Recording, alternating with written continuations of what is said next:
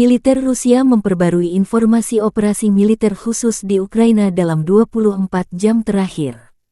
Juru bicara militer Rusia Letnan Jenderal Igor Konasenkov pertanggal 4 Januari melansir terjadi kontak senjata di sejumlah wilayah. Penerbangan tempur Angkatan Udara Rusia menembak jatuh pesawat MiG-29 dan Su-25 Angkatan Udara Ukraina di dekat Kramatorsk, Republik Rakyat Donetsk dan Novopavlovka, wilayah Nikolayev. Fasilitas pertahanan udara Rusia menghancurkan 6 kendaraan udara tak berawak Ukraina di dekat Zelyony Gate, wilayah Zaporozhye.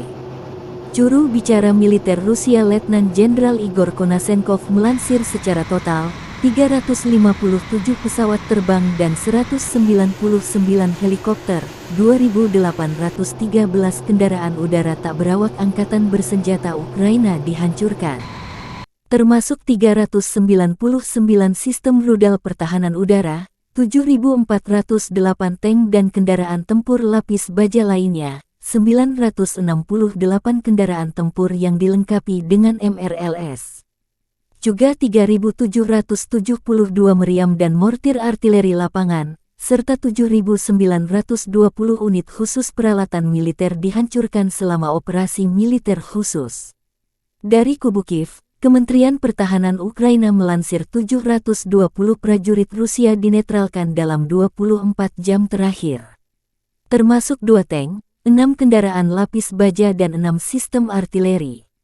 Secara total, juru bicara Staf Umum Angkatan Bersenjata Ukraina Oleksandr Stupun, merilis militer Rusia kehilangan total 108.910 prajurit sejak awal invasi.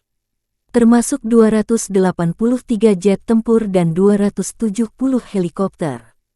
Konflik Rusia-Ukraina memasuki hari 315, belum ada tanda-tanda perdamaian. Presiden Ukraina Volodymyr Zelensky menolak negosiasi dengan Rusia jika tidak menyerahkan kembali 4 wilayah, Zaporizhia, Kherson, Donetsk dan Luhansk.